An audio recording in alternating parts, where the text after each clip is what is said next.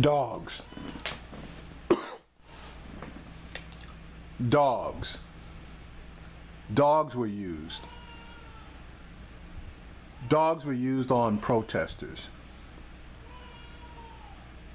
If you're black and know history, you know that dogs and fire hoses were used on black people when they protested. The Selma March, they used water hoses and dogs. Various other times in the South, it was always dogs. Here is a case in 2016 where a company has fallen back to the times of the 60s and had their security company, quote unquote, use dogs to intimidate and to injure people that were protesting the violation of their tribal burial grounds and holy sites. The people that the dogs were used against were Native American people. But the people that used the dogs didn't give a shit. Using dogs is highly symptomatic. And I don't know about you, but when I saw this particular story, I got so pissed off that I contemplated action that I know I shouldn't. Dogs. They use dogs. For months, the Standing Rock Sioux tribe of North Dakota has been fighting the construction of a pipeline that they say has destroyed tribal land and threatens their drinking water. On Saturday, protesters stormed the site, and private security for the pipeline company, Energy Transfer, responded with dogs and pepper spray. Here's a report from the scene, courtesy of Democracy Now!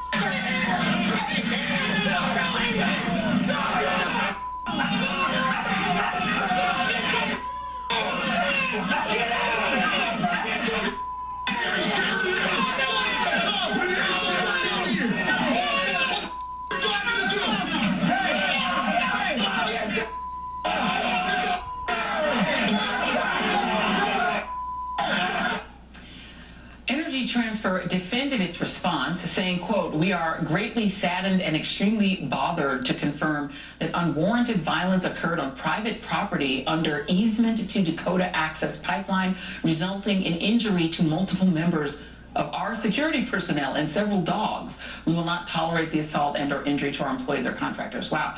The Morton County Sheriff's Office, which was not on the scene, also said the protesters were the instigators, saying protesters physically assaulted private security officers hired by Dakota Access Pipeline. The security officers were hit and jabbed with fence posts and flagpoles. According to several reports from security officers, knives were pulled on them, or they witnessed protesters with large knives, unquote. And the sheriff, Kyle Kirchmeier, said, quote, "This was more like a riot than a protest," and he vowed to investigate and potentially prosecute the demonstrators involved. No arrests were made at the scene.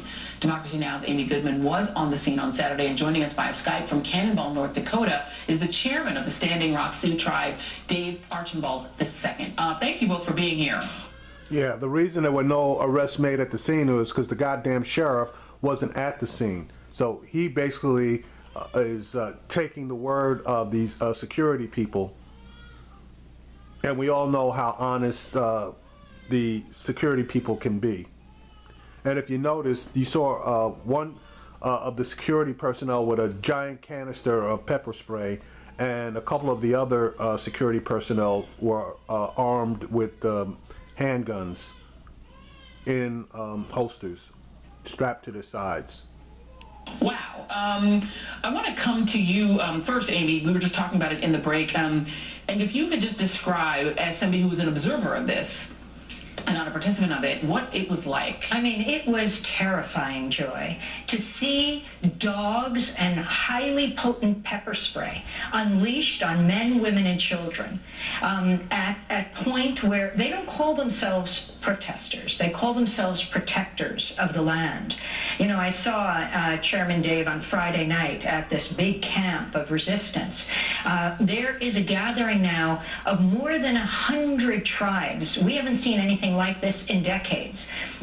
But to have hundreds of people there to protect the land and to have dogs unleashed on them. I mean, one of the dogs, and I was at very close range with this dog, had blood dripping from its nose and its mouth. I watched as the dog bit horses. Some of the Native Americans were on horseback and were biting. I interviewed several protesters who were bitten by the dogs, and the handlers of these dogs wouldn't stop. They used the dogs as weapons. It was like Alabama in 1965. And I want to play just a little more. I think we have another clip from your report, from the Amy's Democracy Now! Report, and this shows the moment that protesters actually broke through the fence on this property. Take a look. People have gone through the fence, men, women, and children. The bulldozers are still going, and they're yelling at the men in hard hats. One man in hard hat threw one of the protesters down, and they're marching over the dirt mounds. Some of the security have dogs. The 6 bulldozers are pulling back right now. People are marching forward in their tracks. And David Archibald, looking at these chilling pictures, the sheriff, as well as the spokesman for the company, have essentially described your group as rioters and said that the instigation was taking place on your side. Can you describe what this action was about and what the significance of that land is? It was by far not a riot. What was happening was a reaction to something that the company was doing, and the company very well knew that this was it was intentional by the company, and it was provoked by the company. The day before we went to the site, the area, and we were surveying for sacred sites, and we discovered sacred prayer sites as well as grave sites. And the information was turned over to the judge because we're in court saying that we need to protect these sites. The information was turned over to the judge.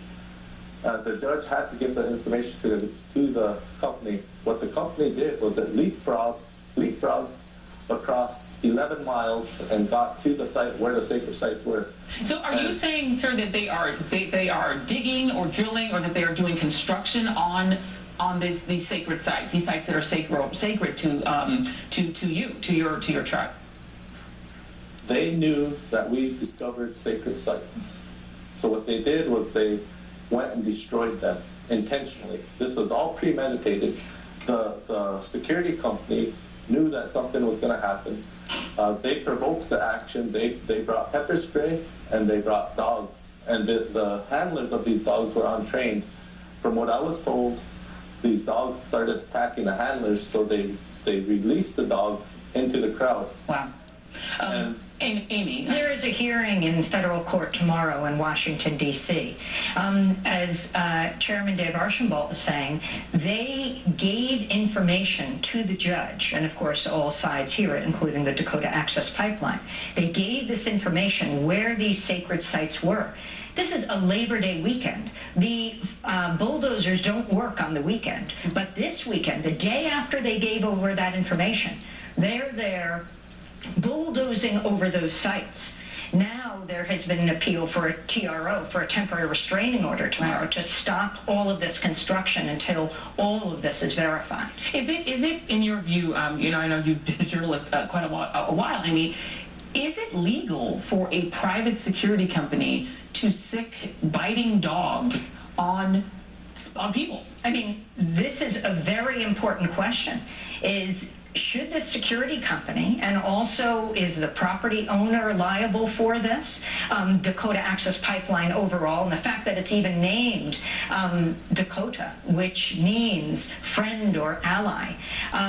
But the fact that they unleashed their dogs as weapons and assaulted these protesters. You have the county sheriff making allegations. The police, the sheriffs weren't even there. Clearly they were called. These people had means of communicating. They had walkie-talkies, but they didn't come on the ground. Instead, it was the dogs unleashed by their security that attacked the protesters. Wow. And David Archambault, Chairman Archambault, were people injured? Are there people that are now hospitalized? Can you give us sort of the status of those who were injured, whether by dogs or by pepper spray? There were about 20 or more people who got pepper sprayed, and that action right there provoked the protectors to even advance more, because something was used on them, and they seen people going down, and then when they brought the dogs out, the dogs were used to try to push the protectors back, and it was getting worse. Once one of the dogs attacked the handler and they released it, the dog did attack the horse, and then it did bite. I know of at least 6 people who got bit by dogs. Some of them didn't break the skin, but I know 2 for sure. A lady got a puncture in her breast, and a man got punctured in the middle of his chest by dogs. Oh my goodness. And we'll be showing more of this on Democracy Now! Tomorrow. Yeah, and so you can see more of this report on Democracy Now! Amy Goodman has done this report, so we want to thank you for the footage of that protest. We'll look for the full report on Democracy Now! You can get that on, obviously, the Democracy Now! website. Thank you also to Standing Rock Sioux Chairman David Archambault. Will you come back and update us on this? I will, yes, okay, sure. We're going to have you come back and update us, and you too, sir. Thank you both. We'll have more after the break. Dogs. These motherfuckers use dogs. They knew damn well that they had a problem, so instead of them going through the legal process, which they're always claiming that this is a country of laws and that the protesters or protectors, people of color, when they want to use the actual legal system, they make decisions to bypass the legal system. In this case, based on what the chairman stated, their tribe provided information about the area that they wanted to come through to the court system. The work that was being done on Friday was approximately 11 miles away. So what did they decide to do? They decided, as he stated, to leapfrog 11 miles up to go after those holy sites and burial grounds. Now you tell me, what kind of bullshit is that?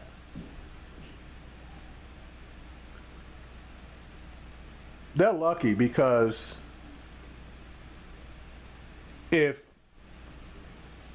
the people had come there not just with sticks and flagpoles, but with actual weapons, and those dogs started attacking, this could have really been bad, because dogs would have been shot, and more than likely there might have been some people that were shot. So I'm glad that they only had sticks and flagpoles, etc.